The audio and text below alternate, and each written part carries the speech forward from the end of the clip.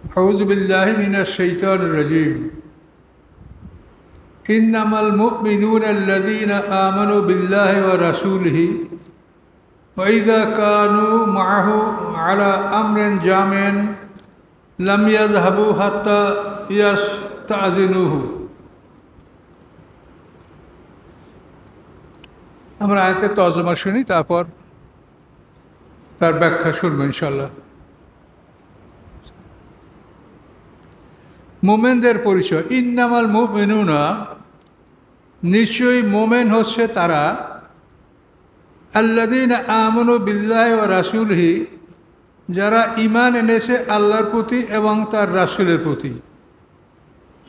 আর দ্বিতীয় বৈশিষ্ট্য, ওয়া ইযা কানু মা'আহু আলা আমরিন জামি'in, যখন এই ঈমানদারগণ হবে রাসূলের সাথে কোনো সম্মিলিত কাজে, আমরিন জামি'in, কোনো সম্মিলিত কাজে যখন রাসূলের সাথে তারা একত্রিত হবে, লাম ইয়াযহাবু, তারা চলে যাবে না, হাত্তা ইয়াস্তাযিনুহু, যতক্ষণ না তারা রাসূলের কাছ থেকে অনুমতি নেবে।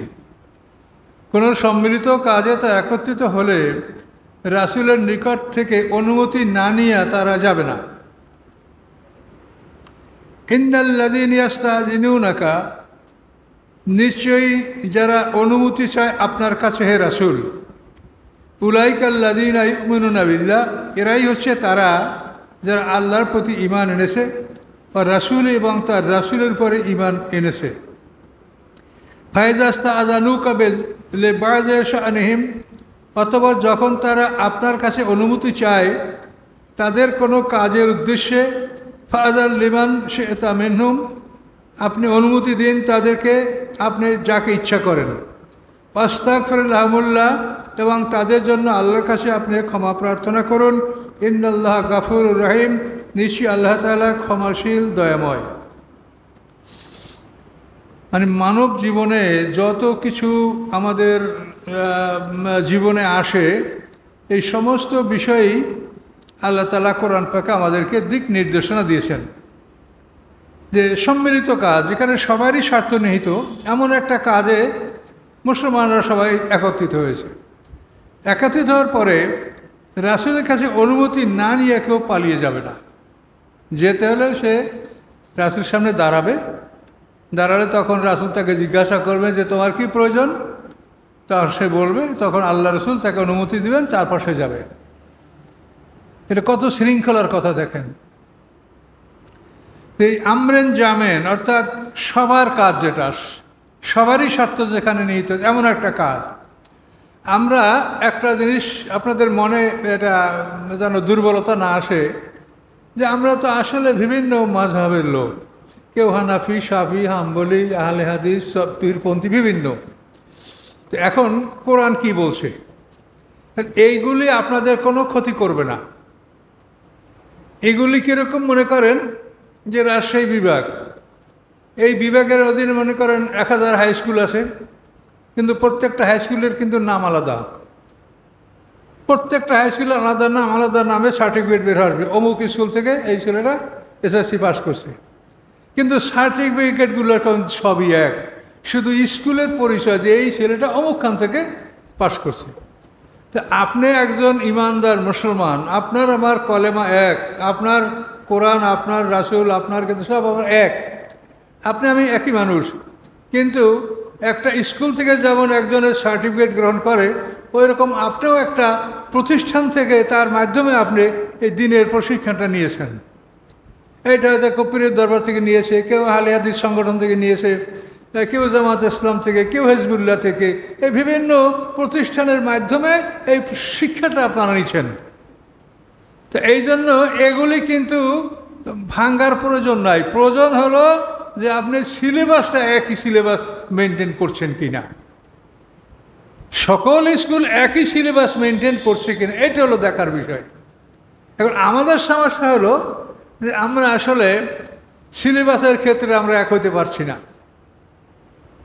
আমরা বিভিন্ন দল কোরআনের কোনো আয়াত বা কোরআনের আংশিক কতগুলি বিষয় নিয়ে আমরা দল খাড়া করছি, কিন্তু কোরআনের সাম্যক বিষয়গুলি আমরা আমাদের দলের কর্মসূচির মধ্যে আমরা নিচ্ছি না, এটা হলো আমাদের ত্রুটি। তাহলে আপনি কে কি এটা কোনো সমস্যাই না। যে কোনো স্কুল থেকে একটা ছেলে পাশ করবে, তার তো সার্টিফিকেট ভ্যালু সমান। তো আপনি আমি আমাদের কলেমা লা ইলাহা ইল্লাল্লাহ মুহাম্মাদুর রাসূলুল্লাহ, আমাদের জীবন বিধান আল কোরআন, তা আমরা যে কোনো প্রতিষ্ঠান থেকে আমরা দিন শিখেছি, এজন্য তো আমাদের কোনো ত্রুটি হওয়ার কথা না। কিন্তু ত্রুটি হয় কেন? আমরা যারা নেতা, এই নেতাদের কারণে, নেতাদের মধ্যে অহংকার, বিদ্রোহ, তারা একে অপরকে মানতে চায় না। তো যেগুলো কোরআনে আল্লাহ স্পষ্ট বলেছেন। তো এই জন্য আমরা আপনাদেরকে এক কথাই বলবো যে আপনারা কেউই নিজের মনের মধ্যে অপরের প্রতি কোনো হিংসা বিদ্বেষ রাখবেন না। যে কোনো মানুষের সাথে আপনি মিলেমিশে চলবেন এবং আপনার মনকে উদার রাখেন।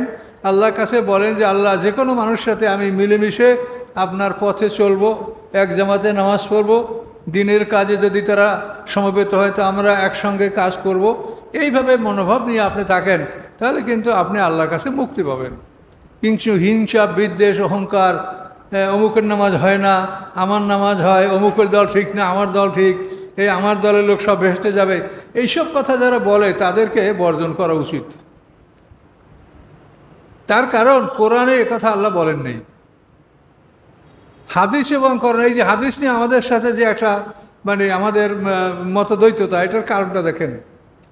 হাদিসে বলে যে উম্মত ৭৩ দল, তার ৭২ দল জাহান্নামী, ১ দল জান্নাতি। এটা বিখ্যাত হাদিস, আমরা পড়ছি, আমরাও এ নিয়ে ওয়াজ করেছি। কিন্তু যখন আমরা কোরআন গবেষণা করেছি তখন দেখছি যেগুলোর মধ্যে ত্রুটি আছে। যে উম্মত ৭৩ দল কেন? যদি উম্মতের দল আপনি গণনা করেন, শত শত দল হবে, ৭৩ দল না। এই এতটুক বাংলাদেশে কতটা দল আছে দেখেন। তো এইভাবে পৃথিবীতে ১৫৪টা মুসলমানদের দেশ, বহু দল আছে এখানে। কাজে উম্মত ৭৩ দল, এ কথা ঠিক না। আল্লাহ বলেন সমগ্র পৃথিবীর মানুষ 2 দল। পরিষ্কার করে নেন, হুয়াল্লাযী খালাকাকুম, তিনি সেই আল্লাহ যিনি তোমাদেরকে সৃষ্টি করেছেন। ফামিনকুম কাফের অমিনকুম মুমিন, তোমরা 2 দলে বিভক্ত। তোমাদের এক দল হচ্ছে কাফের আর অন্য দল হচ্ছে মুমিন। এই 2টা দল, সমস্ত মানুষ 2 দল। এবং মরার পরে 2টা স্থান, ইল্লিন সিজিন। বিচারের পরে 2টা জায়গা, জান্নাত জাহান্নাম। ৭৩ দলের অস্তিত্বটা কোথায় সেটা বলেন। কোরআনে আল্লাহ বলেন নাই, আমরা এটা সমাজে বলছি, কিন্তু এটা আপনি প্রমাণ করতে পারবেন না। এখন আপনি ৭৩ দল খুঁজে পাবেন। সর্বনার পিসায় বিরাট দরগা আছে, তার ওইখানে যারা এক দল। শশীনের পিসায় বিরাট দরগা আছে, সেখানে যায় যারা, তার আর এক দল। আটশী যারা যায় তারা এক দল। এভাবে চন্দ্রপাড়া যারা যায় তা, সবাই আপনি একটা প্ল্যাটফর্ম পাবেন। কিন্তু আপনি কি আল্লাহর দরবারে কোনো প্ল্যাটফর্ম আছে আপনার? জান্নাত জাহান্নাম, ইল্লিন সিজিন, এছাড়া কোনো প্ল্যাটফর্ম আছে? তাহলে আল্লাহর কথাটা ঠিক এটাই মানেন যে মানুষ 2 দল, মোমেন এবং কাফের। যে লোক লা ইলাহা ইল্লাল্লাহ বলে সে মোমেন। কোনো অপরাধের কারণে আপনি তাকে কাফের বলবেন না। আল্লাহ রসুল কঠিনভাবে নিষেধ করেছে। সাহাবীরা বলছি, ইয়া রাসূলুল্লাহ, ওয়াইন জানা ওয়াইন সারাকা, ও যদি জেনা করে, চুরি করে, তাহলে আমরা ওকে কাফের বলবো না? আর বলছে না, ওয়াইন জানা ওয়াইন সারাকা। 3 বার সাহাবীরা বলছে, 3 বার আল্লাহ রসুল রিপিট করেছেন যে জেনা করলে, চুরি করলে তুমি তাকে কাফের বলিও না। লা ইলাহা ইল্লাল্লাহ এই বাক্যটা অস্বীকার না করা পর্যন্ত কোনো মানুষকে আপনি কাফের বলবেন না। আমাকে একজনে প্রশ্ন করছে, বোধহয় কালকে, যে এজিদকে কি আমরা কাফের বলবো? আমি বলছি না, এজিদ তো কলেমা অস্বীকার করে না, সে পাপ করছে, গুনাহ কবিরা করছে, হত্যা করছে, বড় অপরাধ করছে, সেটার বিচার আল্লাহ যা করেন তাই করবেন। কিন্তু একটা লোক কলেমা অস্বীকার না করা পর্যন্ত তাকে কাফের বলা যাবে না। কাজে আমরা গায়ের রাগে নিজে রাগ করে একটা কিছু একজনকে বলবো, এটা তো ঠিক না। আপনি আইনকে সবসময় মাথায় রাখতে হবে যে আইনে কি বলে। কাজে এই জন্য এগুলো আমাদের মনে রাখতে হবে যে আল্লাহর কোরআন যেটা বলে এই কথা সত্য। অন্য কথাগুলি আপনারা দুনিয়ায় প্রমাণ করতে পারবেন, কিন্তু আপনারা দুনিয়া থেকে পার হইলে কোথাও প্রমাণ করতে পারবেন না যে দল ৭২টা বা ৭৩টা। কই ৭৩ দলের কি আপনি দেখাইতে পারেন কোরআন হাদিসে যে মরার পরে ৭৩ দলের জন্যই আছে? মরার পরে দুইটা জায়গা, হয়তো আপনি ইল্লিন না সিজিন, হয়তো জান্নাত না হয় জাহান্নাম। আরাফে কিছু লোক থাকবে, তারা বিনি হিসাবে পরে জান্নাতেই যাবে, এরা জান্নাতি। আবার সূরা ওয়াকিয়ার মধ্যে মানুষকে 3 দলে ভাগ করা হয়েছে। অনেকে বলে যে সেখানে তো কোরআনে 3 দল আছে সূরা ওয়াকিয়ায়, সেখানে 3 দলের 2 দল হলো 1 দল, অর্থাৎ যারা জান্নাতে যাবে 1 দল হলো ডান হাতে আমলনামা পাবে, আর 1 দল হলো বিনা হিসাবে জান্নাতি। এই বিনা হিসেবে জান্নাতি 1 দল, এদেরকে মানে সবচেয়ে ফার্স্ট দল এটা আল্লাহ বলেছেন। আর ডান হাতে আমলনামা পাবে তাদেরকে বলেছেন। তো ডান হাতে আমলনামা পাওয়া আর বিনা হিসাবে যারা জান্নাত, যাদের আমলনামাই লাগবে না, তাদের হিসাবই নাই, তার কোনো বদামল নাই, সব ন্যাক।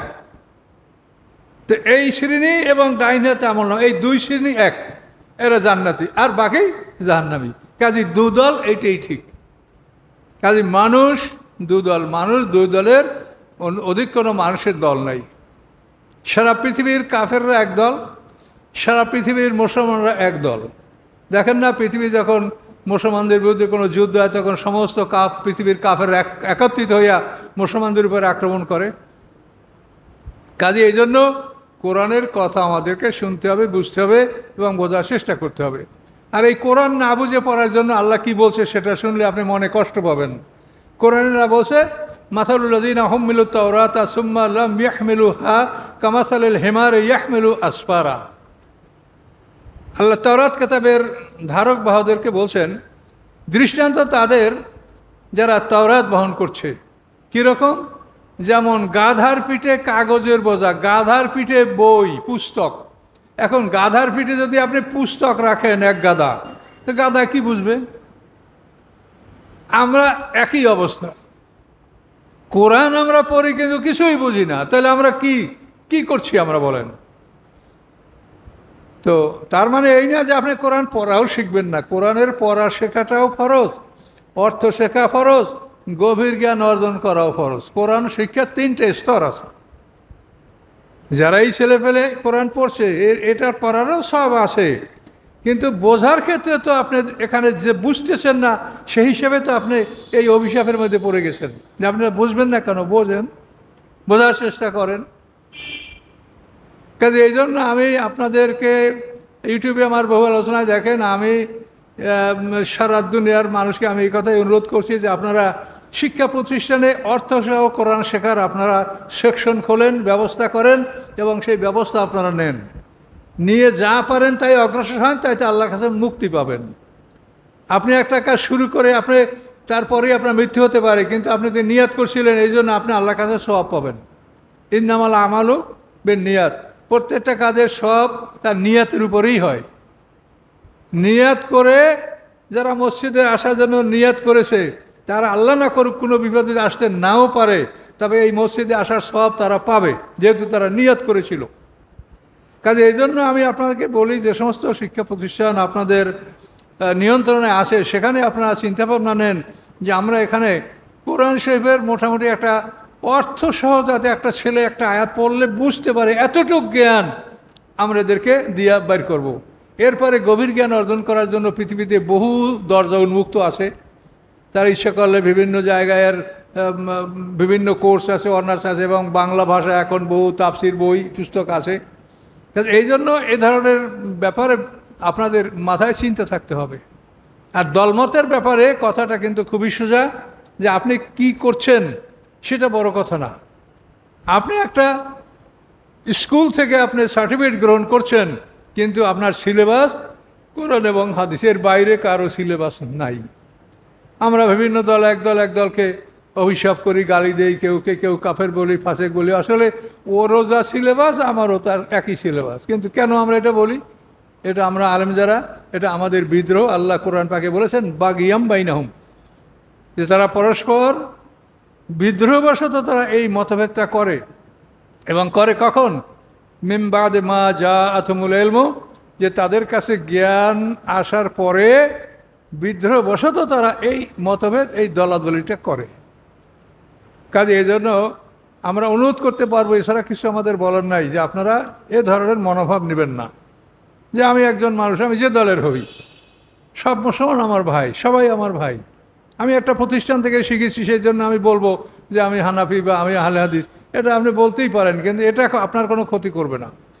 আপনার মনের অবস্থা থাকতে হবে যে আমি সবার সাথে মিলে, যারা এক কলমা বলে, এক কলমা, এক কোরআন, এক বিধান, আমি তাদের সাথে একমত আছি। এভাবে মনোভাব নিয়ে চললে যে এই দলাদলির বিষয়টা যে একটা কঠিন প্রশ্ন হবে, এর থেকে আপনি মুক্তি পাবেন যে আমি এর মধ্যে নাই। এখন দেখেন আল্লাহ এখানে কি বলছেন আমাদেরকে, যে সম্মিলিত কাজ একত্রিত হলে দেখা যায় অনেক মানুষ ফাঁকি দিয়ে চলে যায়, পুরোপুরি কাজে অংশগ্রহণ করে না। শেষে দেখা যায় আপনি যে কাজটা 100 লোক নিয়ে শুরু করছিলেন, তো দেখা যায় শেষ পর্যন্ত হয়তো 50 জন আছে, 40, আর তা বাকি চলে গেছে। কখন গেছে আপনি জানেন না, আপনাকে বলেও যায়নি। এটা কিন্তু বিধান না, এটা আল্লাহ বলে দিয়েছেন যে সম্মিলিত কোনো কাজে তোমরা একত্রিত হলে সেখানে রাসূলের কাছ থেকে অনুমতি না নিয়ে তোমরা কেউ যাবে না। এতে তাফসিরে বলা, যেমন কি মসজিদে ঢোকার পরেও যদি কোনো মুসল্লি কোনো বিশেষ প্রয়োজনে বাইরে যেতে হয়, সে দাঁড়াইয়া রাসূলের কাছে দাঁড়াইয়া সামনে অনুমতি চাবে এবং তার অনুমতি নিয়ে সে বের হবে। এই হুকুম এখনও বহাল আছে, কিন্তু আমরা এটা প্রয়োগ করি না বা এটা আমরা বলতে যাচ্ছি না, কিন্তু কোরআনে আছে, আমরা বলতে বাধ্য, এটা আইন।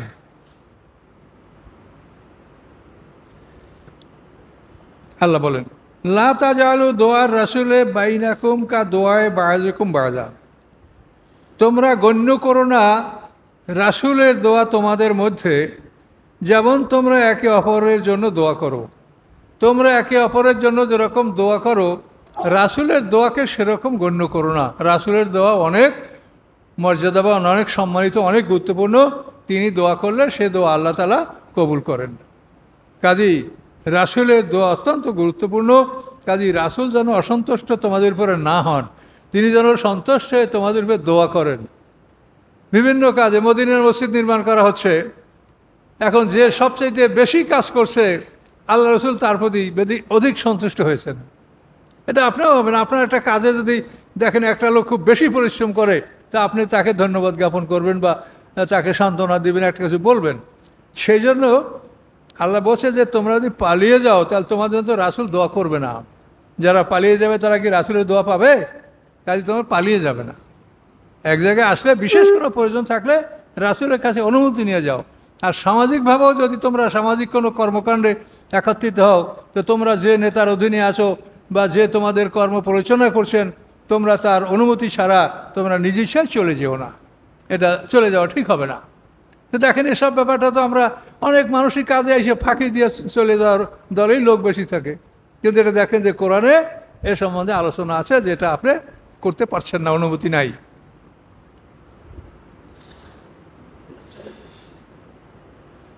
কদ ইয়ালামুল্লাহুল্লাযীনা ইয়াতাসাল্লালুনা মিনকুম লিওয়াজা, অবশ্যই জানেন আল্লাহ তাআলা তাদেরকে যারা চুপে চুপে চলে যায় তোমাদের মধ্যে হতে, আড়াল করে, নিজেকে আড়াল করে যারা চুপে চুপে চলে যায়, আল্লাহ তাআলা তাদেরকে জানেন যে কে কে আড়াল করে চলে গেল। সম্মিলিত কাজে কাজ শেষ না করে বা যে এর দায়িত্বশীল তার কাছে অনুমতি না নিয়ে কে চলে গেল, আল্লাহ তাআলা তা জানেন। অতএব ফালিয়াহযারিল্লাযীনা ইউখালিফুনা আন আমরিহি, তারা যেন ভয় করে, তারা যেন সতর্ক হয়, তারা যেন সতর্ক হয় যারা আল্লাহ রসুলের আদেশের খেলাফ করে, আল্লাহ রসুলের আদেশের ব্যতিক্রম যারা করে, তারা যেন সতর্ক হয়। এরকম কাজ করা উচিত না। করলে কি হবে? আন তুসিবাহুম ফিতনা, তাদের উপরে কোনো শাস্তি আসতে পারে।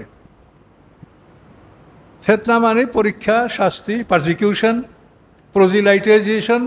ফিতনার বহু অর্থ আছে। তাদের উপরে আসতে পারে শাস্তি। আও ইউসিবাহুম আযাবুন আলীম, অথবা তাদের উপরে আসতে পারে বেদনাদায়ক শাস্তি। এই জন্য সম্মিলিত কাজ থেকে কেউ পালিয়ে যাবে না। যুদ্ধের মাঠ থেকেও পালিয়ে যেতে পারে, কোনো গুরুত্বপূর্ণ কাজে একত্রিত হয়েছেন সেখান থেকেও পালিয়ে যেতে পারে। কাজে কোনোভাবেই এভাবে পালিয়ে যাওয়াটা ঠিক নয়, এই কথা আল্লাহ তাআলা এখানে জানিয়ে দিয়েছেন। আলা, তোমরা সতর্ক হও। ইন্না লিল্লাহি মা ফিস সামাওয়াতি ওয়াল আরদ, নিশ্চয়ই আল্লাহ মালিক ওই সব কিছুর যা কিছু আছে আকাশসমূহের মধ্যে, ওয়াল আরদে, যা কিছু আছে পৃথিবীর মধ্যে, এই সব কিছুর মালিক আল্লাহ। কদ ইয়ালামু মা আনতুম আলাইহি, নিশ্চয়ই আল্লাহ জানেন তোমরা যার উপরে আছো, তোমরা কিসের উপরে আছো, ন্যায়ের উপরে আসো না অন্যায়ের উপরে আসো, আল্লাহর পথে আসো না বিপদে আসো, আল্লাহ তাআলা সব কিছু জানেন। ওয়ায়াউমা ইউরজাউনা ইলাইহি, এবং যেদিন তোমাদেরকে আল্লাহর কাছে ফিরিয়ে আনা হবে, ফায়ুনাব্বিহুম, সেদিন তাদেরকে খবর দিবেন আল্লাহ তাআলা বিমা আমিলু, যা তারা দুনিয়াতে করতেছিল। আল্লাহ বিকুল্লি শাইইন আলিম, আল্লাহ তাআলা সব কিছু সম্পর্কে অবগত আছেন। বিচার দিনে 50,000 বছর সমান একটা দিনে আমাদের বিচার হবে। এই বিচার দিনে আল্লাহ তাআলা আমাদের সমস্ত খবরগুলি বলবেন যে আমরা কি করেছি। আমি আপনাদেরকে একটা কথা বলেছি, আবার বলি, কিয়ামত হচ্ছে সিঙ্গার ফুৎকার 40 বছর, প্রথম সিঙ্গার ফুৎকার 40 বছর, বিরতি 40 বছর, বিরতির পরে দ্বিতীয় সিঙ্গার ফুৎকার 40 বছর। এই 120 বছর হচ্ছে কিয়ামত, মানে পৃথিবী ধ্বংস এবং ধ্বংসের পরে পুনরুত্থান, এটা হল কিয়ামত। এরপরে 50,000 বছরের সমান একদিন, এইটা হলো ইয়াউমুল হিসাব, ইয়াউমুদ্দিন, প্রতিদান দিবস। এই প্রতিদান দিবসে আমরা সবাই ছোট্ট লঙ্গ উঠবো, পোশাক পাবো, হাউজে কাউসারে পানি পান করবো, এরপরে আমরা বড় হব। 70 বছর পরে আল্লাহ বিচারের মাঠে আসবেন এবং হাশরের ময়দানটা আল্লাহর নূরের আলোকে আলোকিত হবে। আল্লাহ তার সিংহাসন নিয়ে আসবেন, 8 জন ফেরেশতা তার সিংহাসন বহন করবে। এগুলি সব কোরআনে বলা আছে। এই যে দিনটা, এইটা হলো ইয়াউমুল হিসাব বা ইয়াউমুদ্দিন। 50,000 বছরের সমান এই দিনে আল্লাহ তাআলা সকল মানুষের হিসাব নেবেন এবং তিনি ন্যায় বিচার করবেন। ইয়াউমুদ্দিন প্রতিদান দিবস, ইয়াউমুল হিসাব হিসাবের দিবস। এই দিনটা পার হয়ে যাওয়ার পরে যখন মানুষ দুটো জায়গায় চলে যাবে, 50টা পর্ব পরীক্ষা হবে। এই 50টা পর্ব পরীক্ষা শেষ হওয়ার পরে মানুষ যখন দুদিকে যাবে, জান্নাত এবং জাহান্নাম, সূরা জুমারের শেষের দিকে আয়াত, ওয়াসিকাল্লাযীনা কাফারু ইলা জাহান্নামা জুমারা, দলে দলে মানুষ জাহান্নামের দিকে যাবে। ওয়াসিকাল্লাযীনা আত্তাকাউ রাব্বাহুম ইলাল জান্নাতি জুমারা, যারা আল্লাহকে ভয় করছে মুত্তাকিন, তারাও দলে দলে সেদিন জান্নাতের নিকটে যাবে, উপস্থিত হবে। এই অসিকা, সিকা মানে তাড়ানো, হাঁকানো। তো যারা অবিশ্বাসী তাদেরকে মানে পায়ে হাঁটিয়ে হাঁকাই নিয়ে যাওয়া হবে। আর যারা ইমানদার মোমেন তাদের বাহন হাঁকিয়ে নিয়ে যাওয়া হবে। এই বাহন সম্পর্কে তাফসিরে বলা আছে খুবই আশ্চর্যজনক ব্যাপার। সেটা হলো, এই বাহন হবে পৃথিবীতে আপনার আমার যে ন্যাকামলগুলি, এই ন্যাকামলগুলি হাসরের ময়দানে ওই সময় যখন আমাদের যাওয়ার সময় হবে তখন সেগুলি হাজির হবে।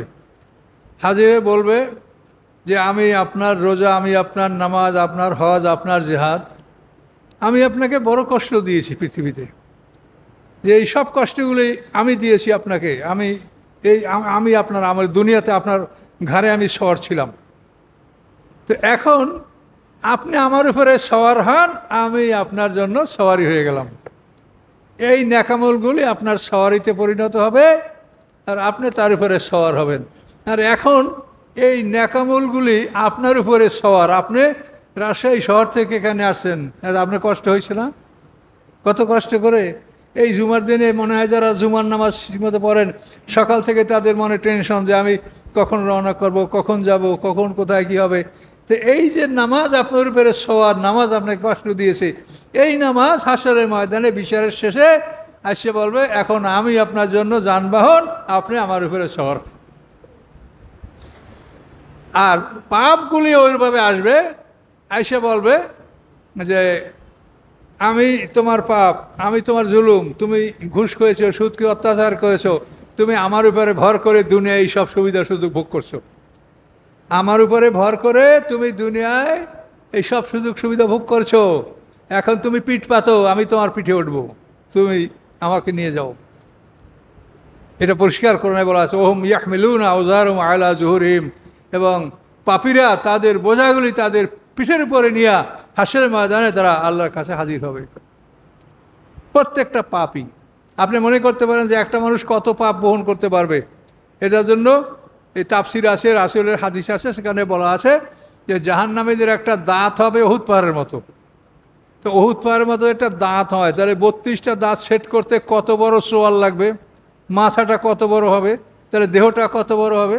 তো তো এইরকম একটা মানুষ যখন হবে তখন সে যত চুরি করছে সব চোরাই মাল তার পিঠে নিয়ে সে উঠতে পারবে। সে যদি 100 টান আলকাতা চুরি করে থাকে, 100 ভাগ সিমেন্ট, 200 ভাগ 5000 ভাগ সিমেন্ট চুরি করে থাকে, রড চুরি করে থাকে, যাই চুরি করবে সে পিঠে নিয়ে সে হাসরের ময়দানে উঠতে পারবে, উঠবে। এটা আল্লাহর কথা, কোরআনের, এটা তো কোরআনের কথা। অহম ইয়াহমিলুনা আওজারহুম আলা জুহুরিম, সূরা আনামের মধ্যে আয়াতটা আছে যে তারা তাদের পাপের বোঝা পিঠে করে নিয়ে হাসরের ময়দানে উঠবে। তো এখন এই পৃথিবী এটা হলো এমন একটা জায়গা যে এইখানে বসে আমরা সব কিছুর ক্ষমা আল্লাহ থেকে নিয়ে নিতে পারি। কিভাবে এটা নেওয়া যাবে, কিভাবে কি করা যাবে, সেটা চিন্তা ভাবনা করে যার ব্যাপার সেই বোঝেন। আমি আপনার ব্যাপার বুঝি না, আপনি আমার ব্যাপার বুঝবেন না। যদি আপনি মনে করেন যে এইটার থেকে আমি মুক্ত হয়ে যাব, আমি কারো হক নষ্ট করেছি, তো কিভাবে কি করবেন সেটা চিন্তা ভাবনা করে আপনার ফয়সালা আপনি নিজে করে আপনি যাবেন।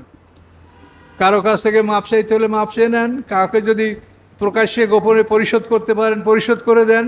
কিভাবে আপনি এই মুক্ত হয়ে আপনি যাবেন সেটা আপনার ব্যাপার। কিন্তু আমরা আপনাকে স্মরণ করায় দিলাম যে এই রকম বোঝা নিয়া, পাপের বোঝা নিয়ে জানো আল্লাহ আমাদের কাউকে পৃথিবী থেকে বিদায় না করে, মস্ত অভিয়ত হবে। জুলুম অত্যাচারের কঠিন বিচার হবে। জালেমদের সম্পর্কে আল্লাহ রসুল যে কথাগুলি বলেছেন, আল্লাহ রসুলের হাদিস, যে এমন এক ব্যক্তি যে হাজার হাজার মানুষের জুলুম করেছে, তো প্রত্যেক মজলুম হাসরের ময়দানে তার অধিকার চাবে যে আল্লাহ এই লোকটা আমাদের উপর জুলুম করেছে। তখন এতগুলো লোকের পাওনা কিভাবে পরিশোধ করা হবে? এখন ওই যে ব্যক্তি জুলুম করেছে ওই মাজলুমদের উপরে কতখানি জুলুম করা হয়েছে সেই পরিমাণ পাপ ওই জালেমের আমল নামার সাথে আল্লাহ যোগ করে দেবেন। প্রথমে তার ন্যাকামল ভাগ করে দেবে। জালেম যারা তাদেরও ন্যাকামল থাকে, একটা মানুষ জুলুম অত্যাচার করে কিন্তু তারপরও তো অনেক সে রোজা নামাজ হজ জাকাত এগুলো কিন্তু অনেকে দেয়, আবার জুলুমও করে।